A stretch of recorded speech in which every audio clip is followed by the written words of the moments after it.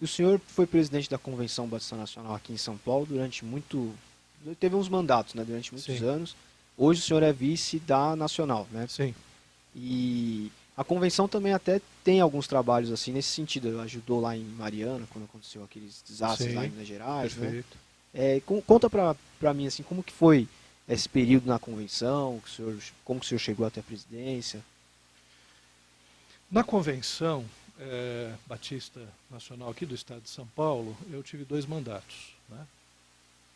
E foi via seminário mesmo, né?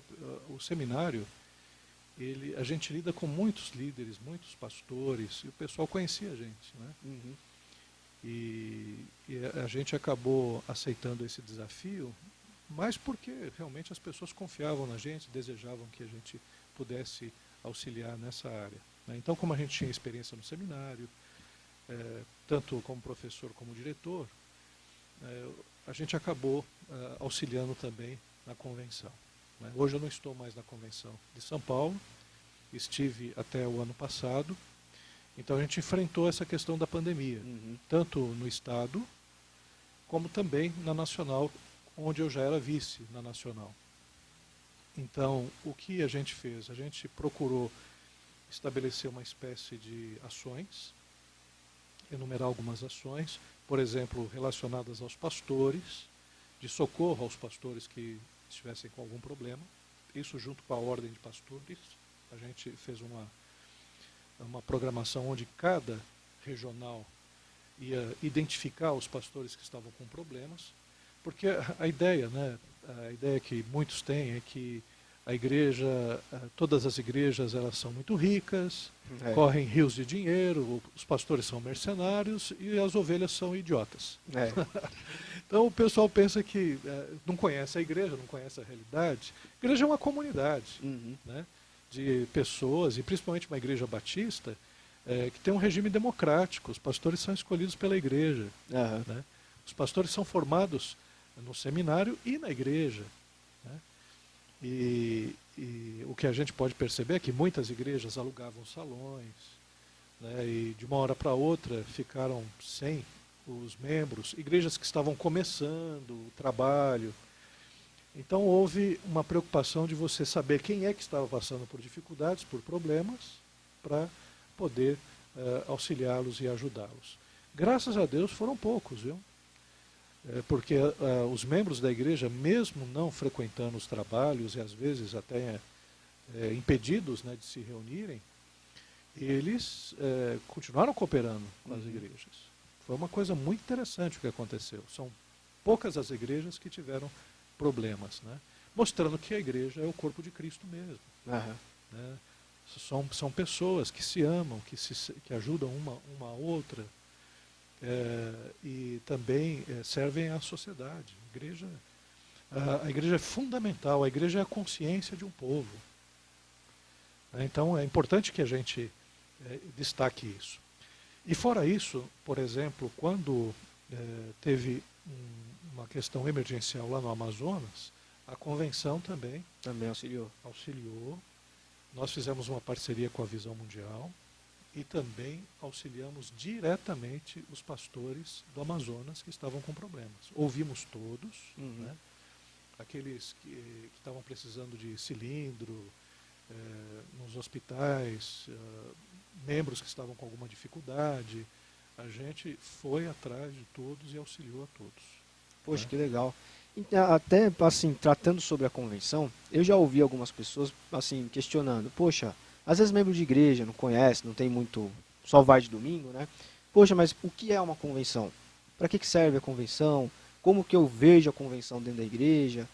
É, uma pessoa, uma pessoa perguntasse isso para o senhor agora, como que o senhor assim esmiuçaria isso para o cara entender como é importante a gente ser um corpo organizado, né? Enquanto Batista Nacional, ter ali um suporte da convenção, no que a convenção pode trabalhar em favor da igreja.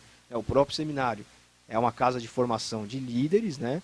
Pastor, líder de ministério de louvor, de missões, né? Enfim.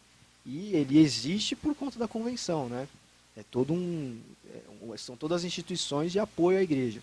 Como que a gente pode assim transmitir para uma pessoa dessa a necessidade e como a convenção é a facilitadora da igreja. Perfeito. A Convenção Batista Nacional, ela tem uma tradição batista, né? Os batistas possuem um governo que é um governo democrático congregacional. Os batistas, eles se organizam como batistas mesmo, no século XVII, 1609, né? Você tem a organização da Igreja Batista em Londres, antes disso até em Amsterdã. Primeiro em Amsterdã, depois eles migraram para Londres, né? Eram ingleses que fugiram da perseguição, foram para a Holanda, onde havia mais liberdade, fundaram o centro do que foi a Igreja Batista lá, e voltaram para Londres e começaram a surgir igrejas batistas. Eram igrejas congregacionais que defendiam o batismo de adultos, né? Tem uma história anterior a isso, claro. Tem os anabatistas, que até hoje tem um fla-flu teológico, né? Se Batista vem dos anabatistas ou não, a gente tem alguns textos históricos que mostram que já lá em Amsterdã houve sim contato com os anabatistas, né? E ao mesmo tempo a gente percebe que existem doutrinas distintas dos anabatistas. Então fica aquela questão, né? É anabatista, ou veio dos anabatistas, ou dos congregacionais ingleses. Sempre tem essa questão. Mas, não entrando nisso, surge então os batistas na Inglaterra, e várias igrejas vão surgindo. E essas igrejas se unem em alianças ou convenções. E como o sistema batista é um sistema democrático, a convenção ela trabalha de uma forma cooperativa. Então, a ideia não é que a convenção manda nas igrejas. Não é um governo de cima para baixo. É um governo democrático. Então, cada igreja tem os seus representantes que escolhem os líderes regionais, estaduais, nacionais, né? E assim se formam, então, as convenções. No nosso caso, nós temos a Convenção Batista Nacional, que é aqui do Brasil, as convenções estaduais, as CBS, e também as associações batistas regionais, que ficam nos estados, nos vários bairros, né? Nas várias cidades. E qual é a importância da convenção? Primeiro, a convenção não manda na igreja, é a igreja que manda na convenção.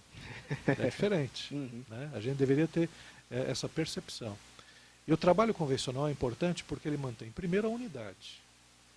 Uma coisa é uma igreja local, a influência que ela tem sobre a sua localidade, e outra coisa, um grupo de igrejas, né, que se unem para um trabalho, seja ele qual for, principalmente o de evangelização e de missões.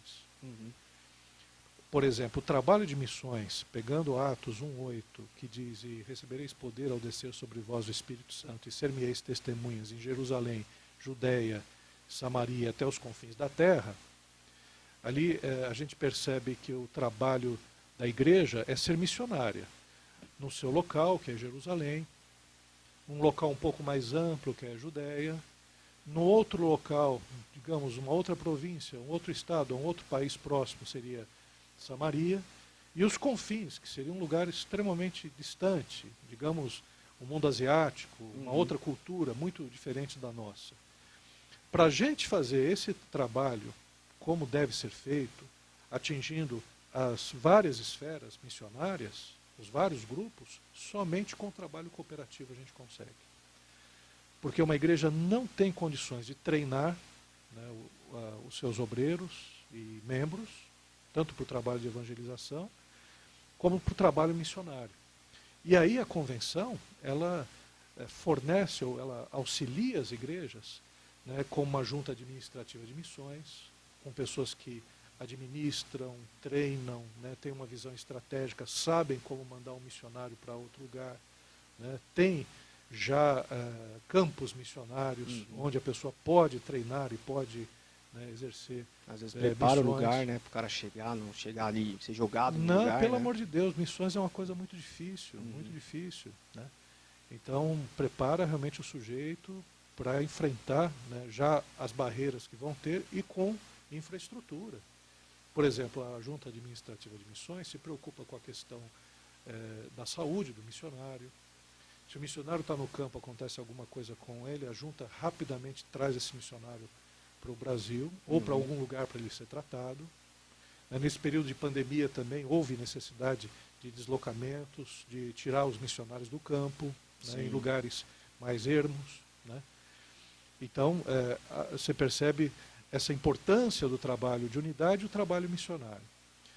O trabalho teológico é fundamental também, porque você, numa convenção, você junta os principais mestres, né, as pessoas que têm excelência em áreas da teologia, e esses vão ensinar nos seminários. E no nosso caso, são pastores, são líderes. Pessoa com bagagem, né? E gente com comprometimento com a igreja local. Não é um teólogo de gabinete, que fica na Torre de Marfim, né, com ar-condicionado, né, fazendo elucubrações filosóficas de como deve ser a igreja, sendo que ele mesmo não pisa na igreja. Não é esse o teólogo que nós desejamos formar, né, mas o teólogo comprometido com a igreja local, que vive a realidade da igreja local. Então, com seminários teológicos. E o aspecto também a convenção é importante para a organização dos pastores. Então, nos vários estados existem as ordens de pastores e a ordem nacional. Cuida do aspecto doutrinário, do aspecto também ético, disciplinar, né, porque essa ordem tem a responsabilidade de disciplinar um pastor que, porventura, ele incorra em problemas éticos, né, morais. Sim, afastar o cara não é dono da igreja. Né? Agora, No numa caso igreja batista. local, sem contato com uma convenção, o dono da igreja é o pastor. Vira um ducado, né? Vira, é um ditadorzinho. Vira um negocinho lá, uma igreja que fica ao sabor do dirigente, né, aos ventos doutrinários que o dirigente quiser impor, né, sem identidade, porque um papel da convenção é trazer identidade. A gente tem história, tem os aspectos principais doutrinários, né, tem um aspecto disciplinar, então mantém-se uma identidade batista. Os grandes centros teológicos do mundo, você tem, desde a Reforma Protestante, você tem o ensino católico, que é aquele que a gente conhece antes da Reforma Protestante. Após a Reforma Protestante, você tem a linha luterana. Então, você tem escolas teológicas luteranas. Após Calvino, você tem a escola reformada, né? Desde os reformados suíços e também os presbiterianos. Depois dos anglicanos, você tem aquela linha anglicana, onde tem a tradição metodista também. Da linha anabatista, ou congregacional, você tem os batistas. E no século XX, entra uma outra linha teológica, que é a pentecostal. Então, basicamente, as linhas teológicas principais que nós temos são essas 5. Né, que mantém a identidade das denominações. E até mesmo as igrejas menores, as igrejas independentes, elas foram formadas em uma ou outra tradição. Elas de algum bebem lugar. de uma outra tradição. Elas não surgem do nada, elas não inventam nada. Né? Então é importante que a gente conheça a nossa identidade, analise como nós vamos trabalhar a Bíblia mesmo, como nós consideramos a Bíblia. Então, por isso, uma convenção, ela trabalha unidade, missões, eu diria que 3 aspectos principais: unidade, missões e identidade. Essas 3 linhas principais são importantes no trabalho convencional. Sim. E aí o seminário entra também dentro disso, muito forte com o ensino, a gente tem até um curso de identidade batista, né? Identidade. Com a base sólida teológica, que é para a pessoa não fugir primeiro da Bíblia e depois, se ela é batista, seguir ali dentro das regras, digamos assim, mas né, que a pessoa seja batista. E o nosso seminário especial, ele tem muito essa visão, que eu acho que é a visão da convenção também, de que assim, a pessoa ela não vem aqui, como o senhor falou, para ser um teólogo de gabinete.